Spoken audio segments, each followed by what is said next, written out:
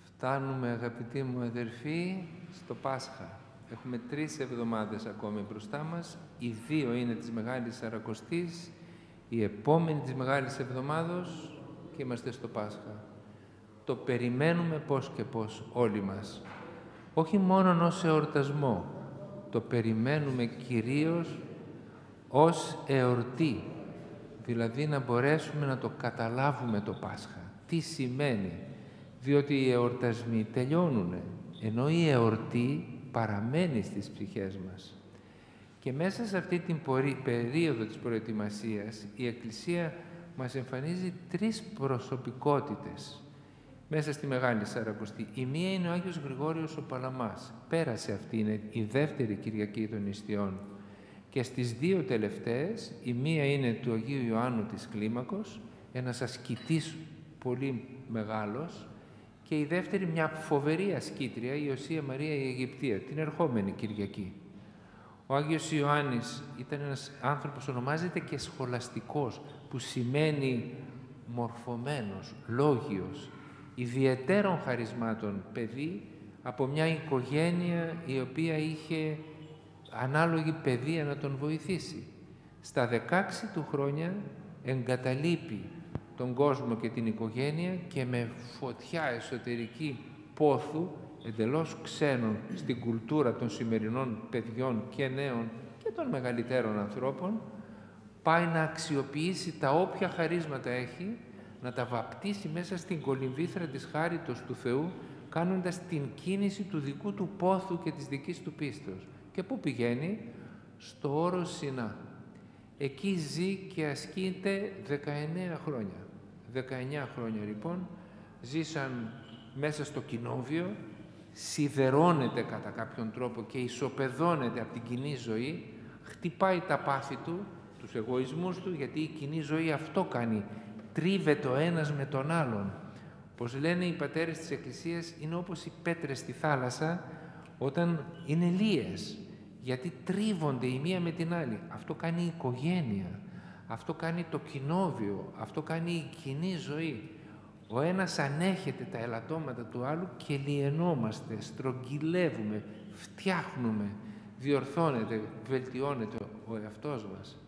Και ύστερα από όλη αυτή την περίοδο φτάνει σε μια όριμη σχετικά ηλικία και φεύγει και ζει 40 χρόνια σε απόλυτη άσκηση, σε μια μικρή σχετικά απόσταση, σε ένα σπήλαιο, στο σπήλαιο του Θολά. Αν κάποιοι από εσάς έχετε πάει στο Σινά, μπορεί να έχετε επισκεφθεί αυτόν τον χώρο.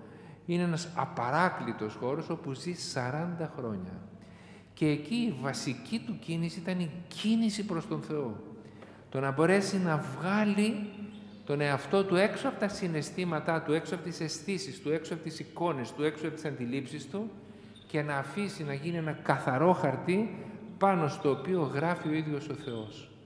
Και εκεί καταγράφει αυτά τα βιώματα τα οποία έχει, αυτού του αγώνος του πνευματικού, ο οποίος γίνεται και τον οποίο κάθε χριστιανός τον κάνει. Γι' αυτό και γράφει ένα βιβλίο το οποίο ονομάζεται «Πλάκες πνευματικέ» ή «Δέλτη». Πλάκες είναι όπως οι πλάκες του Μωυσέως στο Σινά. Όλους τους μοναχούς, η ιδέα της παραδόσεως των πλακών της Παλαιάς Διαθήκης και της καταγραφής επάνω του θελήματος του Θεού του συνήχε. Κατά αναλογία αυτού γράφει λοιπόν αυτό το βιβλίο, «Πλάκες πνευματικέ», στο οποίο περιγράφει την άνοδο της ψυχής. Σας πω ένα απλό παράδειγμα. Ο αγώνας της ψυχής στην εκκλησιαστική γλώσσα ονομάζεται ως στάδιο των αρετών. Το ακούσαμε, η Μεγάλη Σαρακοστή λέει, το στάδιο έχει ανοίξει. Μπαίνει ο καθένας και αρχίζει να αθλείται ως άθληση. Η άθληση έχει υδρότα, έχει κόπο, έχει προπόνηση, έχει χρόνο τον οποίο δίνει ο καθένας, έχει ψυχή και προσπαθεί να σπάσει το ρεκόρ, να βελτιωθεί βασικός και να φτάσει κανείς στο στόχο του, ο οποίος είναι η νίκη. Έτσι παρομοιάζεται επίσης με πόλεμο, ο αόρατος πόλεμος, ένα υπέροχο βιβλίο του Αγίου Νικοδήμου, του Αγιορείτου, που δείχνει πώς αγωνίζεται ο άνθρωπος κατά του εαυτού του, κατά του διαβόλου, κατά των δυνάμεων του κακού που προσπαθούν να τον καθυλώσουν στην καθημερινότητα και στην υλικότητά του και στη μικρότητα και στην εμπάθειά του. Επίσης παρουσιάζεται μέσα στην εκκλησιαστική γλώσσα ως πορεία μέσα στην έρημο, όπως οι Εβραίοι, από την Αίγυπτο στην Ιερουσαλήμ, στη γη της Επαγγελίας.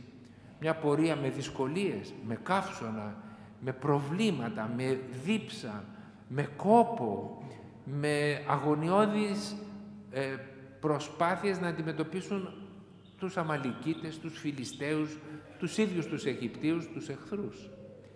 Και ένας άλλος αγώνας, μια άλλη μορφή, το ένα είπαμε είναι το στάδιο των αγώνων, στο τέλος του οποίου υπάρχει η νίκη, ένας πόλεμος που πάλι υπάρχει ο σκοπός της νίκης και της ελευθερίας, υπάρχει αυτή η πορεία από την Αίγυπτο στη γη των υποσχέσεων του Θεού που είναι η Ιερουσαλήμ, μεταφορικά είναι αυτά, και υπάρχει και άλλη μία που είναι η κίνηση από την γη προς τον ουρανό με μία κλίμακα και έχει βαθμίδες αυτή η κλίμακα.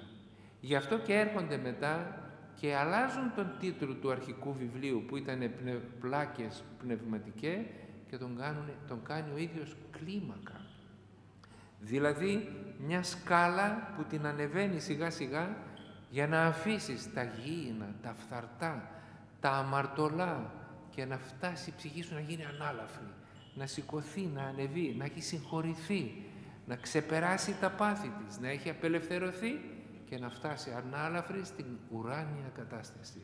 Το γράφει αυτό, έχει μια διάταξη 33 άρθρων, βασικά είναι 30 κεφάλαια. Στα πρώτα 8 κεφάλαια περιγράφονται οι πρώτες βασικές αρετές για να ξεκινήσει κανείς τον αγώνα του. Στη συνέχεια υπάρχει μια ακολουθία περίπου 10 κεφαλαίων, ίσως και 12, γιατί τα δύο είναι ανάμεικτα, στα οποία φαίνονται τα πάθη που υπάρχουν στην ψυχή εναντίον των οποίων πρέπει να πολεμήσει κανείς. Η μνησικακία, η ακηδία, που σημαίνει η ραθυμία, το χαλάρωμα, αυτό που λέμε και εμείς σήμερα, τώρα είναι μια μοντέρνα λέξη, ότι χαλαρά, το οποίο σημαίνει μην προσπαθείς και πολύ, πάρ' το εύκολα. Αυτό μπορεί να υπνώτει τον άνθρωπο, χωρίς προσπάθεια δεν γίνεται αγώνας. Έχει την οργή και ούτω καθεξής τα πάθη. Και στο τέλος έχει 6 κεφάλαια, τα οποία είναι η πνευματική κατάσταση του ανθρώπου. Το ένα είναι η ταπεινοφροσύνη. Η αίσθηση ότι είσαι ο τελευταίος, χωρίς μειονεξία, αλλά με χαρά ότι μετέχεις στη δόξα, στη χαρά και στις επιτυχίες και στις ευλογίες του άλλου σαν να είναι δική σου χαρά. Ένα επόμενο βήμα είναι η διάκριση. Ένα υπέροχο κεφάλαιο είναι το κεφάλαιο της διακρίσεως και αυτό έχει τα 3 κεφάλαια που είπε προηγουμένως, που αυξάνουν κατά κάποιο τρόπο τον αριθμό των κεφαλαίων του βιβλίου. Το να μπορείς να ξεχωρίσεις το καλό από το κακό, να έχεις καθαρό βλέμμα, να μπορείς να διακρίνεις, να βρεις την αλήθεια. Σήμερα το ακούμε τόσα πράγματα. Τι είναι ψέμα και τι είναι αλήθεια? Τα περισσότερα είναι ψέμα. Και οι πληροφορίες είναι ψέμα. Το λέει και η εποχή μας. Τα fake news αυτό είναι. Είναι ψέμα και τα fake news δεν είναι μόνο αυτά που μας λένε ότι είναι fake, είναι και αυτά που μας προσφέρονται. Είναι πολύ δύσκολο να καταλάβεις ποια είναι η αντικειμενική αλήθεια. Και ακόμη πιο δύσκολο να καταλάβεις ποια είναι η αλήθεια που κρύβεται πίσω από τα γεγονότα, πίσω από συγκεκριμένες πράξεις, μέσα στην ψυχή σου, μέσα στην ψυχή του διπλανού και αδελφού σου. Ποια είναι η αλήθεια της ζωής και ο προορισμός σου. Αυτό θέλει μια αρετή που λέγεται διάκριση. Ταπεινοφροσύνη, διάκριση. Υπάρχει μια άλλη αρετή και μιλάει για αυτήν ο Άγιος Ιωάννης της Κλίμακος, η ησυχία. Να μπορέσει να ειρηνεύσει ο μέσα κόσμος, για να μπορείς να δεις και την αλήθεια. Και έτσι μετά πάμε σε ένα ακόμη στάδιο που είναι η προσευχή, η καθαρή προσευχή. Όταν η ψυχή δεν έχει βαρύδια, περισπασμούς, μέριμνες, πάθη, τότε μπορεί να φεύγει, όπως είπα προηγουμένως, ανάλαφρα και να ακουμπάει πάνω στο Θεό το βαθύτερο περιεχόμενό της, την ανάγκη της, τους πόθους της, την αλήθεια της. Και έχει και άλλα 2 μετά. Και το άλλο είναι η απάθεια, η έλλειψη, η νέκρωση των παθών.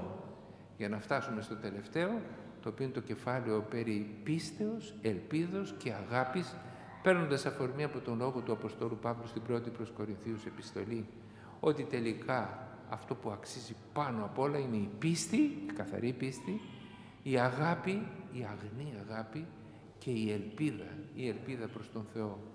Τι άλλο καλύτερο για να εμπνευστεί κανείς σε έναν τέτοιον αγώνα, αγαπητοί μου αδερφοί, να έχει σαν στόχο του τις υποσχέσεις του Θεού, την Ιερουσαλήμ, τη γη της Επαγγελίας, και να φύγει από την Αίγυπτο, που είναι η σκλαβιά αυτού του κόσμου και αυτών των αντιλήψεων, να φύγει να κάνει αυτόν τον αγώνα στο στάδιο των αρετών, να μπει μέσα σε αυτόν τον αόρατο αλλά ευλογημένο πόλεμο και να γίνει νικητής, να σηκώσει το τρόπαιο της νίκης, το τρόπαιο της νίκης κατά της αμαρτίας και κατά του διαβόλου, και να ανεβεί αυτή την κλίμακα, ξεκινώντας από τα απλά, να πάει σιγά σιγά, να γίνεται σαν να πετάει βάρη κανείς, και να ανεβεί, να ανεβεί, να ανεβεί, να ανεβεί, και να φτάσει στην ταπεινοφροσύνη, να φτάσει στη διάκριση, να φτάσει στην ησυχία, να ανεβεί ακόμη στην προσευχή, να περάσει στην απάθεια και να καταλήξει στη μετοχή της δόξης του Θεού μέσα από τις μεγάλες αρετές της πίστεως, της ελπίδος και της αγάπης. Αυτά μας προσφέρει η Εκκλησία τέτοια μέρα, καθώς προχωρούμε στη Μεγάλη Σαρακοστή και μας λέει: ξεκινήσαμε με την Κυριακή της Ορθοδοξίας, προχωρήσαμε στην εβδομάδα που φέτος συνέπεσε και του Ευαγγελισμού, η εβδομάδα η μετά την Κυριακή της Ορθοδοξίας, που ήταν η δεύτερη εβδομάδα των Ιστιών.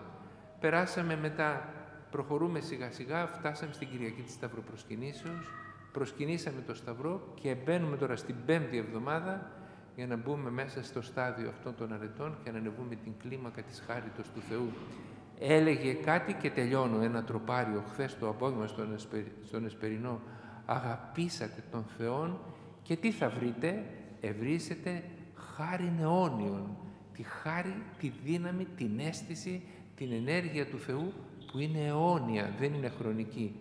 Και λέει να μην αφήσετε στην ψυχή σας να σκλαβωθεί από κάτι άλλο παρά μόνον από την αγάπη του Θεού, και τότε τι θα βρείτε? Ένα άλλο πράγμα θα βρείτε, λέει, όταν έρθει εν τη δόξη του, όταν θα έρθει με τη δόξα του, θα βρείτε ανάπαυση μαζί με τους Αγίους.